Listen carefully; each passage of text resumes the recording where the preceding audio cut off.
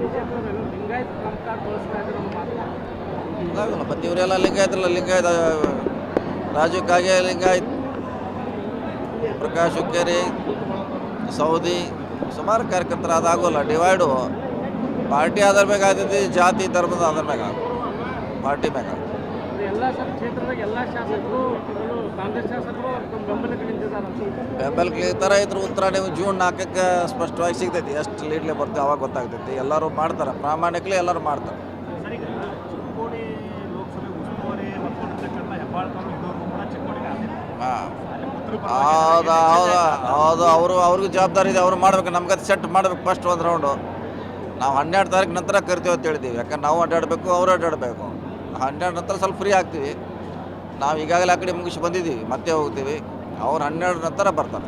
ಕೇಂದ್ರ ನಾಯಕರು ಯಾರಾದರೂ ಬರ್ತಾರೆ ಸರ್? ಸರ್ಕಾರ ಇನ್ನೂ ಫಿಕ್ಸ್ ಆಗಿಲ್ಲ, ಬರ್ತಾರೆ. ಈಗ ಇನ್ನೂ ಯಾರಂತ ನಿರ್ಧಾರ ಆಗಿಲ್ಲ, ಬರ್ತಾರೆ. ಸರ್, ಈಗ ನೀರಿನ ವಿಚಾರದಲ್ಲಿ ಮತ್ತೆ ರಾಜಕಾರಣ ಸ್ಟಾರ್ಟ್ ಆಗಿದೆ. ಕೃಷ್ಣಾ ನದಿ ಬಂದು ಹೋಗಿದೆ. ನಿನ್ನೆ ಬಿಜೆಪಿ ಅಭ್ಯರ್ಥಿ ಹೋಗಿ ಭೇಟಿಯಾಗಿ ಬಂದಿದ್ದಾರೆ. ನಾವು ನೀರು ಬಿಡಿಸ್ಕೊಂಡು ಬರ್ತೀವಿ ಅಂತ ಸ್ಟಾರ್ಟ್ ಮಾಡಿದ್ದಾರೆ. ಸರ್ಕಾರ ಜವಾಬ್ದಾರಿ ಏನು? ಸರ್ಕಾರ ಏನು ಮಾಡ್ತಾ ಇದೆ?